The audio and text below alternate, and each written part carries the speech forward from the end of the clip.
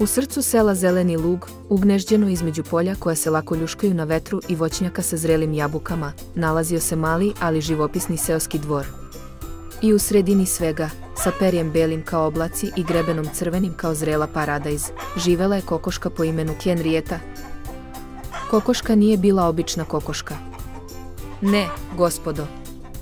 Imala je snove veće od dvorišta i osjećaj za avanturu koji bi mogao da se takmiči sa bilo kojim hrabrim istraživačem. Ali, nažalost, kokoška je imala malo proćira minus, bila je strašno nespremna.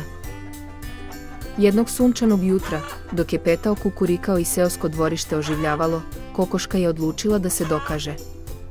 Danas, ponosno je izjavila svojim drugarima, skupit ću najveće jaje u celom seoskom dvorištu. Ostale kokoške razmenile su zabrinute poglede.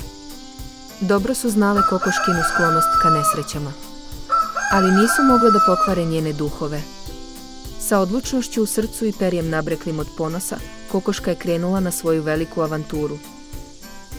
Njena prva stanica bila je kokošinjac, gde je Henrieta, najmudrija koka u kokošinjcu, bila zauzeta ležanjem đaja. Henrieta, uzviknula je kokoška, puna entuzijazma, naći ću najveće jaje u seoskom dvorištu. Henrieta je blago kimnula glavom, osmehujući se. Oh, kokoška, ljubazno je rekla, nije važna veličina đaja, već ljubav i briga koja se ulaže u njegovo ležanje. Ali kokoška je već bila na putu, odlučna u svojoj misiji. Tražila je gore minus dole, kljucala slamu i grebala po zemlji, ali bezuspešno. Najveće đaje izgledalo je da joj izmiče na svakom koraku. Kako je dan odmicao, a sunce počelo da zaljazi, kokoškin duh počeo je da bledi. Možda nije bila sposobna za velike avanture, ipak. Očajna, krenula je nazad ka kokošinjcu, gde su je čekale Henrieta i ostale kokoške. Ali baš kada je kokoška bila na korak do odustajanja, primetila je nešto čudno.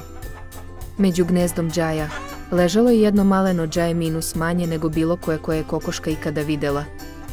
Ali nešto je bilo posebno u vezi sa njim minus, sijalo je i sjajilo se u slabo svetlu kokošinjca. S uzdahom otkrovenja, kokoška je uzela maleno đaje i držala ga visoko za sve da vide. Pogledajte, svi, uzviknula je, njena glas ispunjen divljenjem. Možda nije najveće đaje, ali je najmagičnije od svih. I zaista, bilo je tako.